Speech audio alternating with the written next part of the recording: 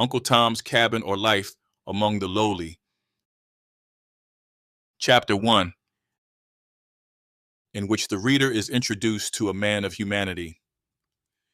Late in the afternoon of a chilly day in February, two gentlemen were sitting alone over their wine in a well-furnished dining parlor in the town of P in Kentucky. There were no servants present, and the gentlemen, with chairs closely approaching, seemed to be discussing some subject with great earnestness. For convenience sake, we have said, hitherto, two gentlemen. One of the parties, however, when critically examined, did not seem, strictly speaking, to come under the species. He was a short, thick-set man with coarse, commonplace features and that swaggering air of pretension which marks a low man who is trying to elbow his way upward in the world.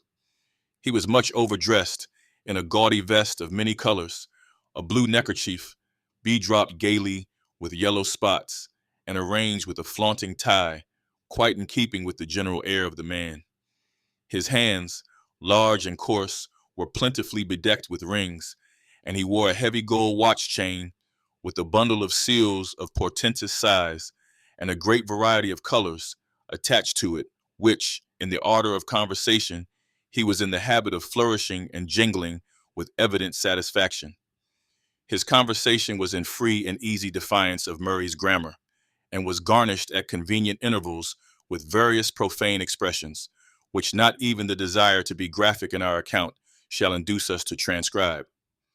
His companion, Mr. Shelby, had the appearance of a gentleman, and the arrangements of the house and the general air of the housekeeping indicated easy and even opulent circumstances.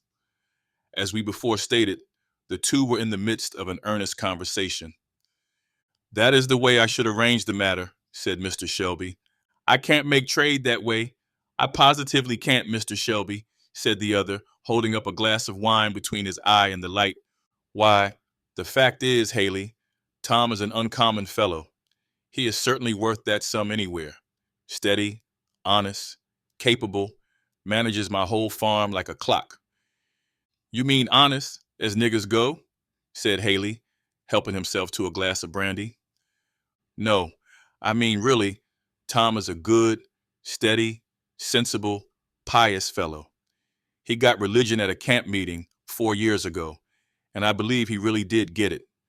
I've trusted him since then with everything I have, money, house, horses, and let him come and go round the country, and I always found him true and square in everything." "Some folks don't believe there is pious niggers, Shelby," said Haley, with a candid flourish of his hand, "but I do. I had a fellow now, in this your last lot I took to Orleans. 'Twas as good as a meeting now, really, to hear that critter pray, and he was quite gentle and quiet-like. He fetched me a good sum, too, for I bought him cheap of a man that was 'bliged to sell out, so I realized 600 on him. Yes, I consider religion a valuable thing in a nigger when it's the genuine article and no mistake." "Well, Tom's got the real article, if ever a fella had," rejoined the other. "Why, last fall, I let him go to Cincinnati alone to do business for me and bring home $500. Tom, says I to him, 'I trust you because I think you're a Christian. I know you wouldn't cheat.' Tom comes back sure enough. I knew he would. Some low fellows, they say, said to him, 'Tom, why don't you make tracks for Canada?' Ah, master trusted me, and I couldn't. They told me about it. I'm sorry to part with Tom, I must say. You ought to let him cover the whole balance of the debt, and you would, Haley, if you had any conscience." "Well, I've got just as much conscience as any man in business can afford to keep. Just a little, you know, to swear by as 'twere," said the trader, jocularly. "And then I'm ready to do anything in the reason to 'blige friends. But this year, you see, is a leetle too hard on a fella, a leetle too hard." The trader sighed contemplatively and poured out some more brandy. "Well then, Haley, how will you trade?" said Mr. Shelby, after an uneasy interval of silence. "Well, haven't you a boy or gal that you could throw in with Tom?" None that I could well spare. To tell the truth, it's only hard necessity makes me willing to sell it all. I don't like parting with any of my hands. That's a fact. Here, the door opened, and a small quadroon boy, between 4 and 5 years of age, entered the room. There was something in his appearance remarkably beautiful and engaging. His black hair, fine as floss silk, hung in glossy curls about his round, dimpled face, while a pair of large dark eyes, full of fire and softness, looked out from beneath the rich, long lashes as he peered curiously into the apartment. A gay robe of scarlet and yellow plaid, carefully made and neatly fitted, set off to advantage the dark and rich style of his beauty, and a certain comic air of assurance, blended with bashfulness, showed that he had been not unused to being petted and noticed by his master. "Hello, Jim Crow," said Mr. Shelby, whistling and snapping a bunch of raisins towards him. "Pick that up now." The child scampered with all his little strength after the prize, while his master laughed. "Come here, Jim Crow," said he. The child came up, and the master patted the curly head and chucked him under the chin. "Now, Jim, show this gentleman how you can dance and sing." The boy commenced one of those wild, grotesque songs common among the Negroes, in a rich, clear voice, accompanying his singing with many comic evolutions of the hands, feet, and whole body, all in perfect time to the music. "Bravo," said Haley, throwing him a quarter of an orange. "Now, Jim, walk like old Uncle Cudjo when he has the rheumatism," said his master. Instantly, the flexible limbs of the child assumed the appearance of deformity and distortion, as with his back humped up and his master's stick in his hand, he hobbled about the room, his childish face drawn into a doleful pucker and spitting from right to left in imitation of an old man. Both gentlemen laughed uproariously. "Now, Jim," said his master, "show us how old Elder Robbins leads the psalm." The boy drew his chubby face down to a formidable length and commenced toning a psalm tune through his nose with imperturbable gravity. "Hurrah! Bravo! What a young'un," said Haley. "That chap's a case, I'll promise. Tell you what," said he, suddenly clapping his hand on Mr. Shelby's shoulder, "fling in that chap, and I'll settle the business. I will. Come now, if that ain't doing the thing up about the rightest." At this moment, the door was pushed gently open, and a young quadroon woman, apparently about 25, entered the room. There needed only a glance from the child to her to identify her as its mother. There was the same rich, full, dark eye with its long lashes, the same ripples of silky black hair. The brown of her complexion gave way on the cheek to a perceptible flush, which deepened as she saw the gaze of the strange man fixed upon her in bold and undisguised admiration. Her dress was of the neatest possible fit and set off to advantage her finely molded shape. A delicately formed hand and a trim foot and ankle were items of appearance that did not escape the quick eye of the trader, well used to run up at a glance the points of a fine female article. "Well, Eliza," said her master, as she stopped and looked hesitatingly at him. "I was looking for Harry. Please, sir." And the boy bounded toward her, showing his spoils, which he had gathered in the skirt of his robe. "Well, take him away then," said Mr. Shelby, and hastily she withdrew, carrying the child on her arm. "By Jupiter," said the trader, turning to him in admiration, "there's an article now. You might make your fortune on that Argyle in Orleans any day. I've seen over 1,000 in my day, paid down for gals not a bit handsomer." "I don't want to make my fortune on her," said Mr. Shelby, dryly, and seeking to turn the conversation, he uncorked a bottle of fresh wine and asked his companion's opinion of it. "Capital, sir. First chop," said the trader. Then turning and slapping his hand familiarly on Shelby's shoulder, he added, "Come, How will you trade about the gal? What shall I say for her? What'll you take? Mr. Haley, she is not to be sold, said Shelby. My wife would not part with her for her weight in gold. I, women always say such things, 'cause they haunt no sort of calculation. Just show 'em how many watches, feathers, and trinkets one's weight in gold would buy, and that alters the case, I reckon. I tell you, Haley, this must not be spoken of. I say no, and I mean no, said Shelby decidedly. Well, you'll let me have the boy, though, said the trader. You must own I've come down pretty handsomely for him. What on earth can you want with the child? Said Shelby. Why, I've got a friend that's going into this year branch of the business. Wants to buy up handsome boys to raise for the market. Fancy articles entirely. Sell for waiters and so on to rich uns that can pay for handsome uns. It sets off one of your great places. A real handsome boy to open door, wait, and tend. They fetch a good sum, and this little devil is such a comical, musical concern. He's just the article. I would rather not sell him, said Mr. Shelby, thoughtfully. The fact is, sir, I'm a humane man, and I hate to take the boy from his mother, sir. Oh, you do? La, yes, something of that our nature. I understand perfectly. It is mighty unpleasant getting on with women sometimes. I lays hates these your screeching, screaming times. They are mighty unpleasant, but as I manages business, I generally avoids them, sir. Now, what if you get the girl off for a day or a week or so? Then the thing's done quietly, all over before she comes home. Your wife might get her some earrings or a new gown or some such truck to make up with her. I'm afraid not. Lord bless ye. Yes, these critters ain't like white folks, you know. They get over things, only manage right. Now they say, said Haley, assuming a candid and confidential air, that this kind of trade is hardening to the feelings, but I never found it so. Fact is, I never could do things up the way some fellas manage the business. I've seen 'em as would pull a woman's child out of her arms and set him up to sell, and she's screeching like mad all the time.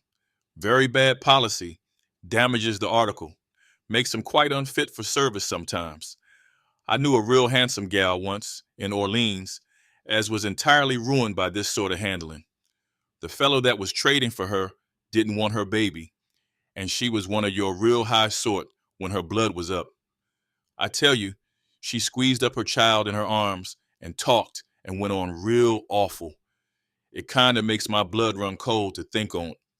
And when they carried off the child and locked her up, she just went raving mad and died in a week.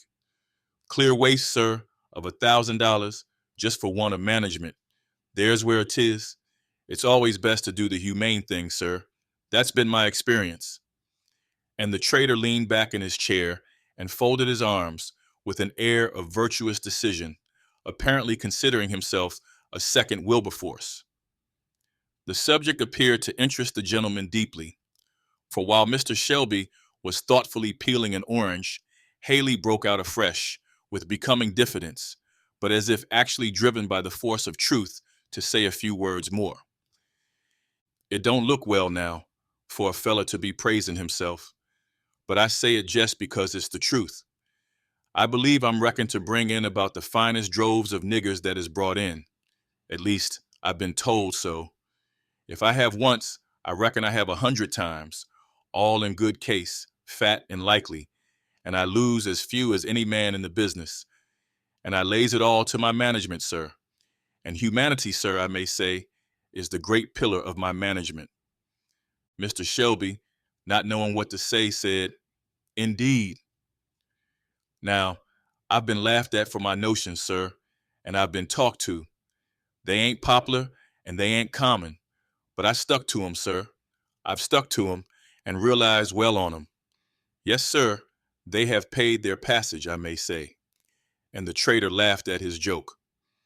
There was something so piquant and original in these elucidations of humanity that Mr. Shelby could not help laughing in company. Perhaps you laugh too, dear reader, But you know humanity comes out in a variety of strange forms nowadays, and there is no end to the odd things that humane people will say and do. Mr. Shelby's laugh encouraged the trader to proceed. It's strange now, but I never could beat this into people's heads. Now, there was Tom Loker, my old partner, down in Natchez. He was a clever fellow, Tom was, only the very devil with niggers. On principle 'twas, you see, for a better-hearted fella never broke bread. 'Twas his system, sir. I used to talk to Tom. Why, Tom, I used to say, when your gals takes on and cry, what's the use of cracking on 'em over the head and knocking on 'em round? It's ridiculous, Bossy, says I, and don't do no sort of good. Why, I don't see no harm in their crying, says I. It's nature, says I, and if nature can't blow off one way, it will another. Besides, Tom, says I, it just spiles your gals. They get sickly and down in the mouth, and sometimes they gets ugly, particular yallow gals do, and it's the devil and all getting on 'em broke in. Now, says I, why can't you kind of coax 'em up and speak 'em fair? Depend on it, Tom, a little humanity, thrown in along, goes a heap further than all your jawing and cracking, and it pays better, says I. Depend on it. But Tom couldn't get the hang on it, and he spiled so many for me that I had to break off with him, though he was a good-hearted fellow and as fair a business hand as is going. And do you find your ways of managing do the business better than Tom's? Said Mr. Shelby. Why, yes, sir. I may say so. You see, when I anyways can, I takes a leetle care about the unpleasant parts, like selling young uns and that. Get the gals out of the way, out of sight, out of mind, you know. And when it's clean done and can't be helped, they naturally gets used to it. Tant, you know, as if it was white folks. That's brought up in the way of spectin' to keep their children and wives and all that. Niggers, you know, that's fetched up properly. How no kind of spectations of no kind. So all these things comes easier. I'm afraid mine are not properly brought up then, said Mr. Shelby. Suppose not. You Kentucky folks spile your niggers. You mean well by 'em, but 'tain't no real kindness arter all. Now, a nigger, you see, what's got to be hacked and tumbled round the world and sold to Tom and Dick and the Lord knows who, 'tain't no kindness to be given on him notions and expectations and bringing on him up too well, for the rough and tumble comes all the harder on him arter. Now, I venture to say, your niggers would be quite chop-falling in a place where some of your plantation niggers would be singing and whooping like all possessed. Every man, you know, Mr. Shelby, naturally thinks well of his own ways, and I think I treat niggers just about as well as it is ever worthwhile to treat them. It's a happy thing to be satisfied, said Mr. Shelby, with a slight shrug and some perceptible feelings of a disagreeable nature. Well, said Haley, after they had both silently picked their nuts for a season, what do you say?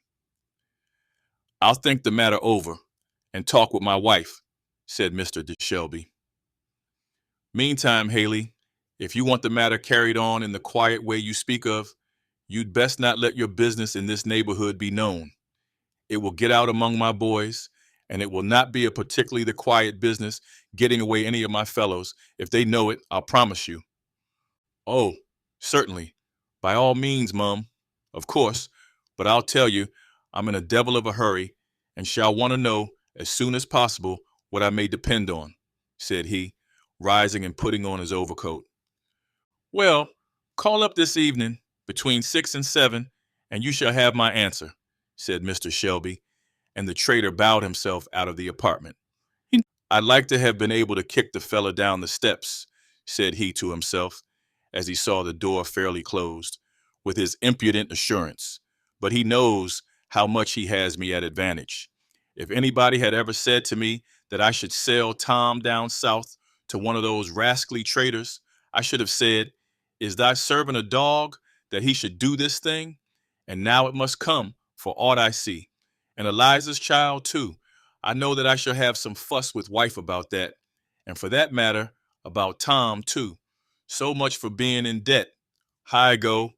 The fellow sees his advantage and means to push it. Perhaps the mildest form of the system of slavery is to be seen in the state of Kentucky.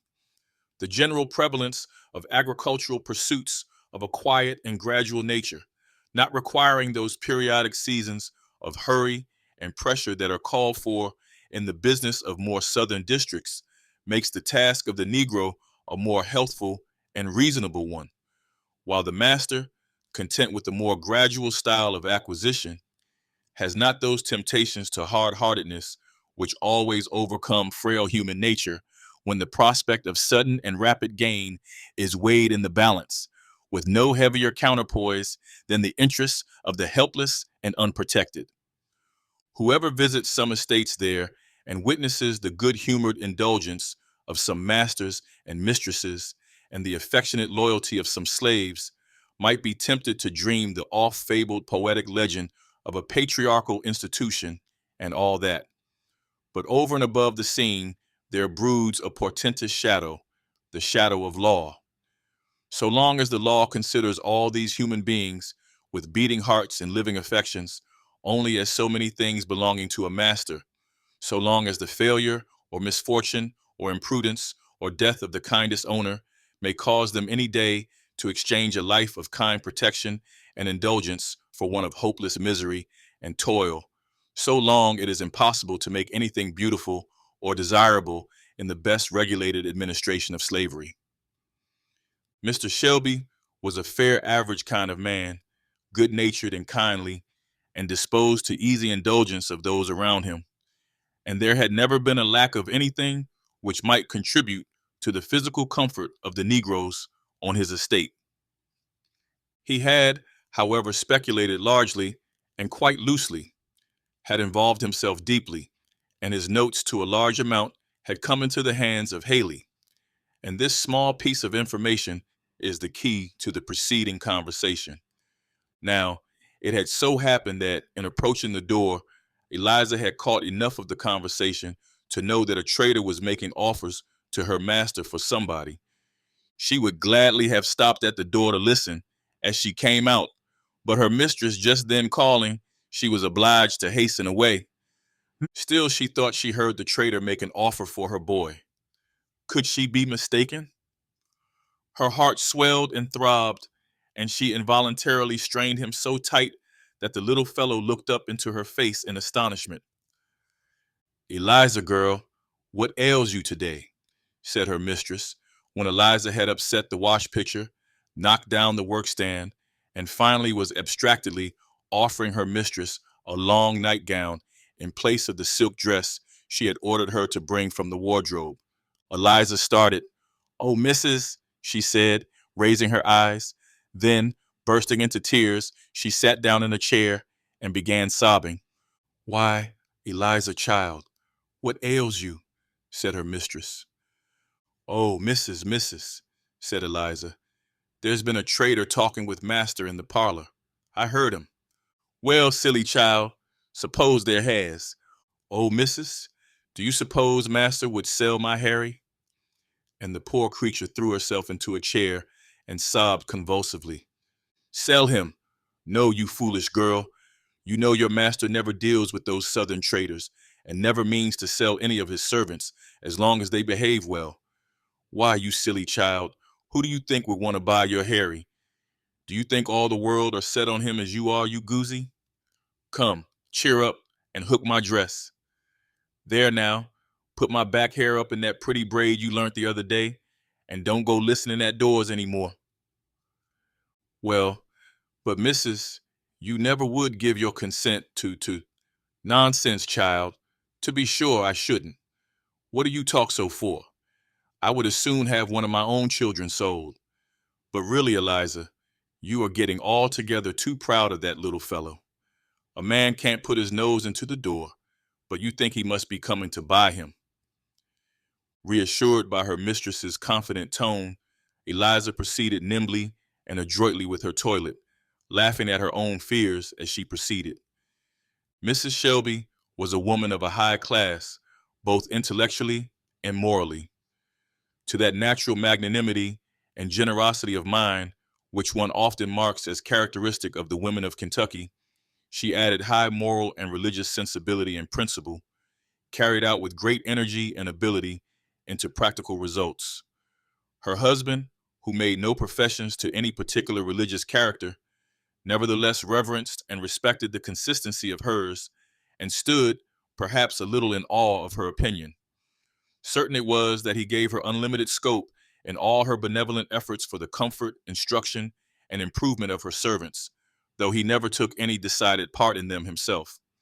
In fact, if not exactly a believer in the doctrine of the efficiency of the extra good works of saints, he really seemed somehow or other to fancy that his wife had piety and benevolence enough for two, to indulge a shadowy expectation of getting into heaven through her superabundance of qualities to which he made no particular pretension. The heaviest load on his mind, after his conversation with the trader, lay in the foreseen necessity of breaking to his wife the arrangement contemplated, meeting the importunities and opposition which he knew he should have reason to encounter. Mrs. Shelby, being entirely ignorant of her husband's embarrassments and knowing only the general kindliness of his temper, had been quite sincere in the entire incredulity with which she had met Eliza's suspicions. In fact, she dismissed the matter from her mind without a second thought, and being occupied in preparations for an evening visit, it passed out of her thoughts entirely. Summary. In the opening chapter of Uncle Tom's Cabin, two men discussed the potential sale of a slave named Tom. Mr. Shelby, a Kentucky plantation owner, is in debt to a trader named Haley, who is pressing him to sell Tom and possibly a child named Harry. Mr. Shelby speaks highly of Tom's character, emphasizing his honesty and reliability, while Haley exhibits a callous attitude toward slavery, viewing it purely as a business transaction. The narrative introduces Eliza, Harry's mother, who overhears the conversation and fears for her son's future. The chapter paints a stark picture of the moral dilemma surrounding slavery, contrasting Mr. Shelby's internal conflict with Haley's cold pragmatism. Key insights. The chapter highlights the moral conflict faced by slave owners like Mr. Shelby, who struggle between financial necessity and a semblance of humanity. Haley's character represents the brutal realities of the slave trade, treating human beings as commodities rather than individuals with feelings. Eliza's emotional turmoil showcases the deep bonds between mothers and their children, making the idea of separation particularly tragic. The contrasting portrayals of Mr. Shelby and Haley reflect the varied attitudes toward slavery, with Shelby showing some humane qualities despite his complicity in the system. The setting in Kentucky suggests a more subdued form of slavery compared to the harsher conditions in the deeper South, yet it is still fundamentally flawed and oppressive. Frequently asked questions. What is the significance of Tom's character in the narrative? Tom serves as a symbol of the moral high ground within the institution of slavery, representing the possibility of integrity and faith even in dire circumstances. How does the relationship between Eliza and Harry affect the story? Eliza's fierce love for Harry illustrates the emotional stakes of slavery, emphasizing the pain of familial separation and the instinct to protect one's family at all costs. What does Haley's attitude reveal about the perception of slaves during this time? Haley's casual disregard for the emotional impact of selling slaves exposes a dehumanizing view prevalent among traders, reducing individuals to mere property. How does Mr. Shelby's character illustrate the complexities of slave ownership?